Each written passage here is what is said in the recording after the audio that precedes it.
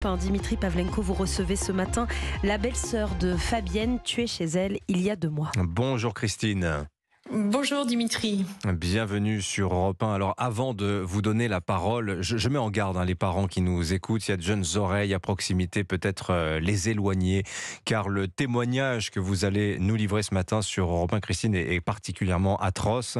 Le 18 octobre dernier, votre belle-sœur Fabienne, 68 ans, est retrouvée chez elle, la gorge tranchée. À l'autopsie, les médecins vont évoquer des actes de torture et de barbarie. Que s'est-il passé, Christine ? Écoutez, ma belle-sœur rentrait en vélo de son sport. Elle a parlé 2 minutes à une voisine qui discutait avec elle. Après, elle est rentrée chez elle. Est-ce qu'il était là? On n'en sait pas plus. Est-ce qu'il l'a poussée parce qu'elle devait rentrer son vélo dans sa maison? Et elle s'est retrouvée prise avec cet individu. Elle a crié très fort. La voisine d'à côté est intervenue parce qu'elle l'entendait hurler. Elle l'a retrouvée à moitié nue sur un fauteuil et le migrant au-dessus d'elle qui était en train de l'étrangler. Elle a voulu intervenir, mais il l'a complètement mise par terre et cette dame a eu un traumatisme crânien. Elle s'est sauvée. Et cet individu, il a complètement torturé ma belle-sœur, lacéré de coups de couteau, 7 coups de couteau dans le vagin, les mains tranchées, scalpées, égorgées et dénudées complètement. Voilà. Mon frère est rentré parce qu'il devait la prendre. Il est rentré, il a vu que la porte était ouverte. Il n'a pas trouvé, lui, il n'a pas vu le migrant. Et il a retrouvé sa femme allongée par terre, les jambes écartées, dans une mare de sang, dans un état. Donc il a essayé de la réanimer, il est médecin. Et elle était décédée de toute façon. Donc la seule chose qu'il voulait, c'était la recouvrir pour pas la laisser nue comme ça par terre. Et il a appelé mes parents. Son premier geste a été d'appeler sa mère, qui est venue tout de suite. Ils ont 90 ans. Et puis après, il est sorti et là, la voisine lui a dit qu'ils avaient appelé la police. Mais la police était occupée avec une alerte à la bombe à l'Équin, donc il n'y avait pas de voiture de disponible. Et ils sont arrivés un peu plus tard, mais ils ont envoyé une brigade de stupes avant. Alors, le tueur de votre belle-sœur, Christine, vous l'avez appelé le migrant. Alors, il ne sera jamais jugé pour cause. Il est mort puisqu'il s'est suicidé en cellule le mois dernier. On parle d'un mineur né en 2006 en Guinée, en Côte d'Ivoire, arrivé seul en France début 2022. Il était, Christine, sous le coup d'une obligation de quitter le territoire français. Le procureur l'a mis dans un foyer de mineurs à Antibes.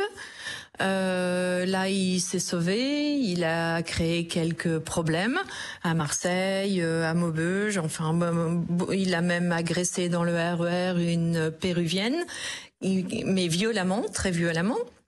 Il a été plusieurs fois interpellé, mis en psychiatrie. Alors, c'est toujours très facile de mettre les gens en psychiatrie. Et puis, il s'est baladé tranquillement et a continué son petit périple pour arriver. Il est allé après à l'association de Vambruchy, pas loin de Lille, qui accueille les migrants également. Et il s'est baladé, toujours est-il, encore sur l'île. Et puis, il a trouvé ma belle-sœur sur son chemin. Vous dites, Christine, et votre frère également, et d'ailleurs, il souhaite attaquer en justice, qu'il y a eu des défaillances dans cette terrible affaire. Quelle défaillance, selon vous ? D'abord, il aurait pas dû être là parce que il était sans papier. On savait, je crois, qu'il était déjà dangereux à Nice et il aurait dû être ou interné tout de suite ou reparti chez lui. Mais il aurait pas pu et pas dû continuer son périple. C'est pas possible. Il y a des manquements et des failles, mais terribles. Il y a un laxisme. Ce garçon, impunément, s'est baladé tranquillement. Puis il y a personne qui a signalé sa fuite d'Antibes. Après, à Vambruchy non plus, personne n'a signalé et il se promène avec un couteau. C'est pas possible, il peut pas errer comme ça et venir dans tous les foyers possibles tranquillement. Il y a un manquement de l'État, mais terrible. Bon. Est-ce que je peux vous demander comment va votre frère, donc le mari de Fabienne, la victime, comment va-t-il aujourd'hui ? Donc mon frère, il est pas très bien comme on peut le penser. Il a une vue dans sa tête de sa femme dans l'état où elle était par terre et il ne pourra jamais enlever cette image de sa tête. Voilà, et c'est tout. C'est une catastrophe. Il mettra un temps fou à retrouver. Donc il va s'accrocher à ses enfants et ses petits-enfants, mais ça va être très dur. Christine, nous sommes ce matin le 7 décembre. On rappelle que votre belle-sœur, elle a été tuée le 18 octobre. Son martyr, vous vous battez depuis 2 mois pour qu'on en parle et personne n'a semblé trop s'y intéresser. Non, complètement, personne s'y est intéressé.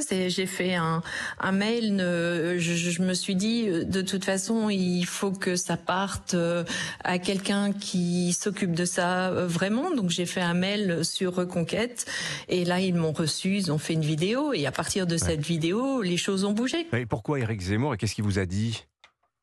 Je crois que j'ai fait appel à lui parce que ses convictions et puis ce dont il parle sur l'immigration me convient tout à fait. Le peuple français est en danger, il en parle régulièrement et je le crois fortement. Et voilà, et il m'a reçu, mais très simplement, très gentiment. Et quand je suis sortie de cette interview, j'avais l'impression qu'enfin on allait m'écouter, qu'enfin on allait bouger quelque chose pour que les gens se rendent compte de ce qui se passe en France. Car il ne doit pas être seul. Dans la France, il doit y en avoir d'autres.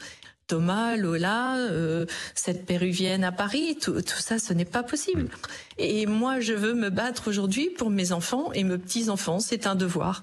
Merci à vous, Christine, d'avoir trouvé le courage de témoigner ce matin sur Europe 1. Merci à vous. Bonne journée. Merci beaucoup, Dimitri.